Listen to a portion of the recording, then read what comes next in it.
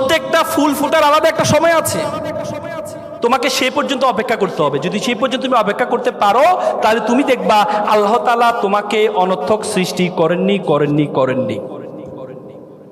এজন্য এখানে যারা শিক্ষার্থী আছে, নবীন শিক্ষার্থী যারা আছো, সফলতার জন্য জীবনের সবচেয়ে বড় তোমাদের পিছু টান আছে, তোমাদের পায়ে একটা শিকল লাগানো আছে। অন্যের সাথে কখনো নিজেকে কম্পেয়ার করো না। আমরা অন্যের সাথে কম্পেয়ার করি। আল্লাহ রাসূলের জন্য বলেছে তুমি নিচের দিকে তাকাও, তাহলে তুমি কোনো হতাশ হবা না। যদি উপরের দিকে তাকাও, তাহলে তুমি সবসময় হতাশ হবা। একটা বিল্ডিং এর 11 তলা একটা শিশু বারান্দা দিয়ে তাকিয়ে আছে, আর নিচে একটা রাস্তার শিশু সে খেলছে, কাদা দিয়ে খেলছে। উপরে নিচের শিশুটা চিন্তা করছে, ইস আমি যদি তার মতো নতুন পোশাক পরে 11 তলায় থাকতে পারতাম। আর উপরে শিশুটা বলছে, ইস আমি যদি তার মতো এভাবে স্বাধীনভাবে নিচে খেলতে পারতাম। তার মানে আমরা অন্য দিকে তাকাই, তুমি কখনো অন্য দিকে তাকাবা না, তাহলে তুমি কোনো সুখী হতে পারবা না, তুমি অন্যের সাথে কোনো তুলনা করবা না। আজকে আমেরিকার প্রধান কে? ট্রাম্প। ট্রাম্প কত বছর বয়সে প্রেসিডেন্ট হয়েছে বলো তো? 79 বছর বয়স। আর বারাক ওবামা কত বছর বয়সে প্রেসিডেন্ট হয়েছে? বারাক ওবামা 15 বছর বয়সে 2 বার প্রেসিডেন্ট থেকে অবসর গ্রহণ করেছে। ট্রাম্প যদি চিন্তা করতো বারাক ওবামা পিচ্ছি একটা ছেলে প্রেসিডেন্ট হয়ে গেছে, আর আমি জীবনে কি করলাম, আমার এই জীবনটা রেখে কি লাভ, আমি কি করলাম? না, প্রত্যেকটা ফুল ফুটার আলাদা একটা সময় আছে। নবীন বরণ করছে, দেখো আমাকে বরণ করে নিচ্ছে তারা। আমি তো ভয়ে প্রথম বর্ষ ছাত্র, আসলাম গ্রাম থেকে, হাত মা কাটবে। আমি বললাম, তারপরে একটু সাহস করে বললাম যে ভাইয়া আমি কি ভুল করেছি? ভাইয়া ভুল করিস নাই, তুই বঙ্গবন্ধু কেন বলিস নাই? আমি তো রে বাবা মুখস্থ তো সব করছি, প্রত্যাবর্তন দিবস শেখ মুজিবুর রহমান প্রত্যাবর্তন, জাতির জনক বঙ্গবন্ধু শেখ মুজিবুর রহমান, ওরা তো পুরা পড়ি নেই। এর মধ্যে তারা তো আমাকে হাত পা কাটার জন্য অবস্থা রেডি। তারা বুঝে গেছে যে I am not belong to Chhatra League.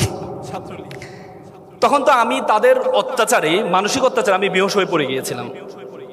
পড়ার পর আমাকে পরবর্তীতে নিয়ে যায় রুমে, রুমে নিয়ে পানি টানি ঢালার পর হোঁশ আসার পরে আমি যে হলে উঠবো, হলের সভাপতি ছিল আমার বাড়ি কুমিল্লা, তার বাড়িও কুমিল্লা। আমি চিন্তা করছি তার কাছে উঠলে মানে ছাত্রলীগের সভাপতি, তাহলে আমি একটু সেফ থাকবো। তো সে আমাকে দেখতে আসলো। তো আমি বললাম, ভাই আপনি আর এলাকা বাড়ি আমার একই এলাকার, আপনি কি করলেন এটা? যা বেটা, আমি তো তোকে চাইছিলাম, তোর সাহস কতটুকু, যে ছুরি গুলির সামনে তুই কতটুকু নিজেকে তৈরি করতে পারিস, তোকে নেতা বানাইতে পারবো কিনা, এই জন্য চাইছিলাম। তা আমি বললাম, ভাই আগে তো প্রশ্নটা ফাঁস করে দিতে পারতেন। তার মানে তখন আমাদেরকে প্র্যাকটিস করা হতো, নবীনদেরকে পড়াশোনা না, যে তোমার সাহস কতটুকু, তোমার হাত মা কাটতে পারো কিনা। আমাদেরকে তখন সোহরাওয়ার্দীতে রাতে পাঠানো হতো, সোহরাওয়ার্দী উদ্যানে আমাদেরকে পাঠিয়ে বলা হইতো যে যারা কাপল আছে তাদেরকে ধরবা, প্রথমে ধরে জিজ্ঞেস করবে ঢাকা বিশ্ববিদ্যালয় কিনা। যদি ঢাকা বিশ্ববিদ্যালয়ে মারা দরকার নেই, আর যদি অন্য বিশ্ববিদ্যালয় হয় তাহলে চড়াইবে শুধু ঠুস ঠাস। কেন? বলে যে এটা করলে, তো আমি এক বড় ভাইকে জিজ্ঞেস করলাম, বড় ভাই এটা কেন করা হয়? বলছে এটা করলে তোমার সাহস বাড়বে। সাহস বাড়বে? কি শিখাচ্ছে আমাদেরকে? সাহস বাড়ানোর জন্য আমাদেরকে রাতে সোহরাওয়ার্দীতে পাঠানো হয়।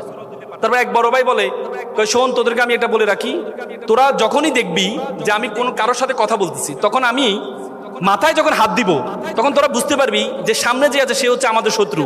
তখন তোরা মাইর দেওয়া শুরু করবি।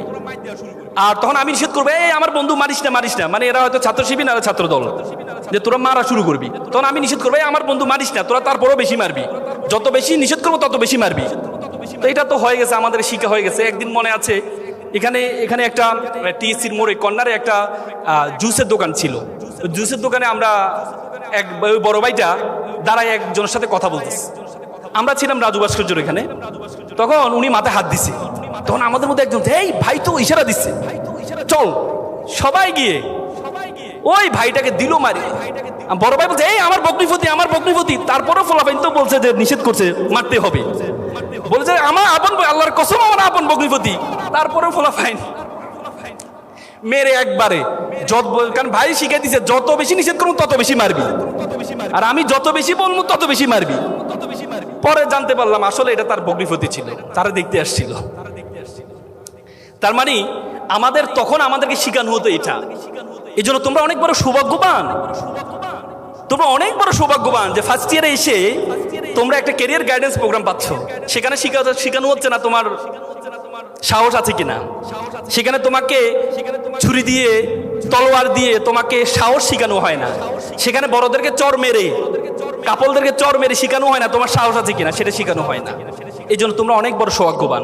এই জন্য নামটা স্বাধীন বাংলাদেশ ছাত্র সংসদ, নামের মধ্যে কাজেরও মিল আছে, যে স্বাধীন ছাত্র তোমরা অনেক বেশি ঢাকা বিশ্ববিদ্যালয়ের স্বাধীন ছাত্র। ছোটবেলায় একটা কবিতা বলেছিলাম, নামের বড়াই করো না তো নাম দিয়ে কি হয়, নামের মাঝে পাবে না তো সকলের পরিচয়। আজকে এখানে বলতে ইচ্ছে করছে যে নামের বড়াই করো তোমরা, নাম দিয়ে সব হয়, নামের মাঝে পাবে স্বাধীন বাংলাদেশ ছাত্র সংসদের পরিচয়। আজকে তোমরা এখানে যারা আছো, you must mind it, this is a beginning. You must mind it, this is a beginning. This is the very very beginning of your journey. তোমাদের জীবন মাত্র শুরু হয়েছে। You have to compete not only in Dhaka University. You have to compete all over the country. You have to compete all over the world. You have to truly think you are global citizen. পৃথিবীর একটা বিশ্বগ্রামে পরিণত হয়েছে।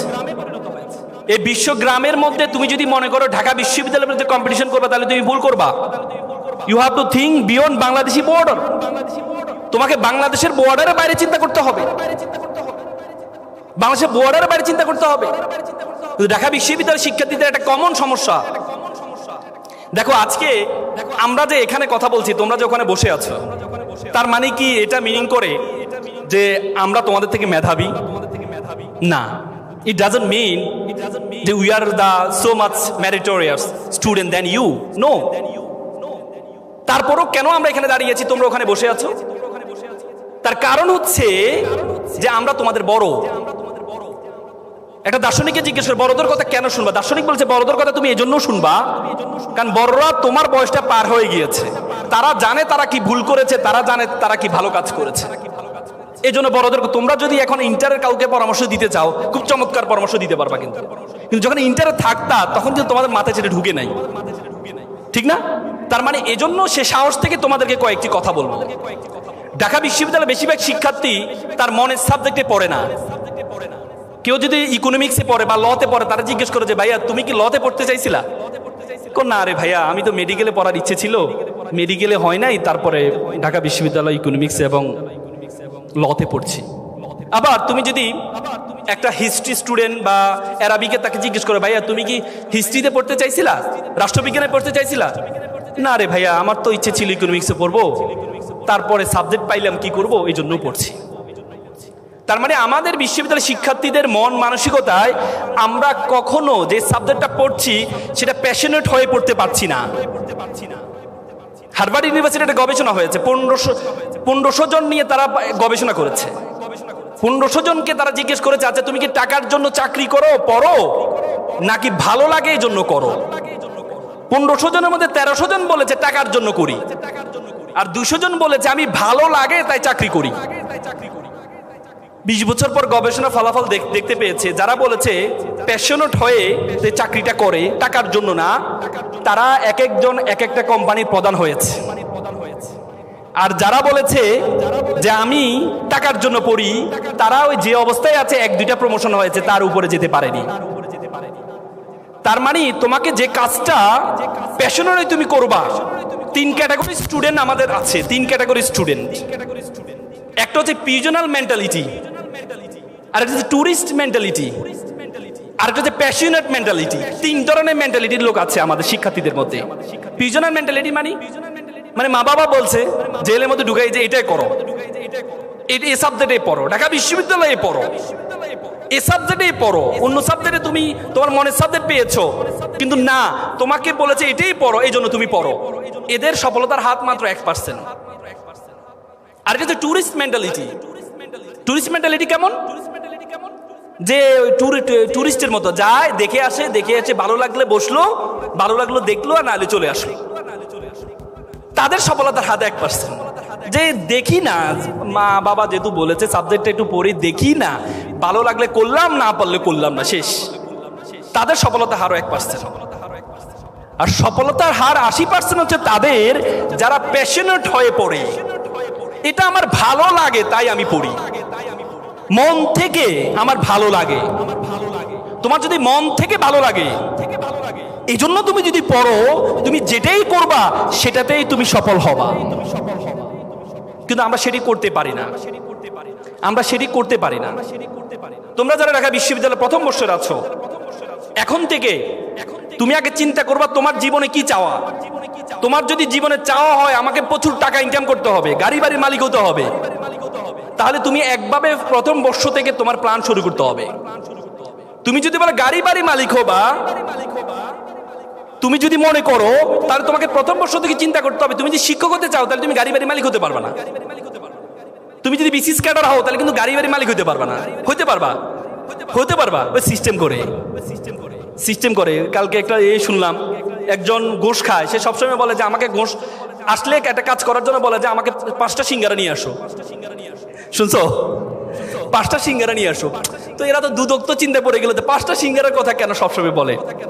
পরে ওনারা একজন লোক পাঠানোর পরে কাজটা করার জন্য বলে যে 5টা সিঙ্গারা নিয়ে আসো। কোথায় থেকে? ওই রেস্টুরেন্ট থেকে। ওই রেস্টুরেন্টে তার ভগ্নিপতি বসা। তো 5টা সিঙ্গারার দাম কত? এক একটা সিঙ্গারার দাম 50,000 টাকা। বুঝতে পেরেছো? তার মানে তুমি যদি অধিক টাকা পয়সার মালিক হতে চাও, তাহলে তুমি যদি মনে করো বিসিএস ক্যাডার হবা, তাহলে এই প্ল্যানটা তোমার ভুল। আর তুমি যদি মনে করো যে তুমি প্রচুর টাকার, তুমি যদি মনে করো না আমার সম্মান চাই, তাহলে you can drive the BCS cadre, drive the teacher, ভালো করে পড়াশোনা করো প্রথম বর্ষ থেকে। আর তুমি যদি মনে করো প্রচুর টাকা ইনকাম করতে হবে, গাড়ি বাড়ি মালিক হতে হবে, তাহলে তোমাকে স্বাধীন পেশা নিতে হবে, ব্যবসা করতে হবে। তুমি যদি বলতে পারো ভাইয়া ব্যবসা যদি আমি যদি কাউকে বলি, আমরা সবসময় এম ইন লাইফ ছোটবেলা পড়েছিলাম, I want to be doctor, I want to be engineer, কিন্তু I want to be businessman বলি না আমরা। ব্যবসা জিনিসটা কেমন, কিন্তু আল্লাহ তাআলা কোরআনে একমাত্র পেশার কথা বলেছেন, উল্লেখ করেছেন, সেটি হচ্ছে কি? ব্যবসা। আহাল্লাল বাইয়া ওয়া হাররামার রিবা। আল্লাহ বলেছেন আমি তোমাদের হালাল করেছি কি? ব্যবসাকে তোমাকে হালাল করেছি। এবং ইসলামের 10 জন আশারে মুবাশশারা, 10 জন যারা জান্নাতের সুসংবাদ পেয়েছে, তাদের মধ্যে 9 জনে ছিল ব্যবসায়ী। এবং prophet was also the businessman. জানো তো? হ্যাঁ, তার মানে ব্যবসাটা এটাকে এমফেসাইজ করেছেন।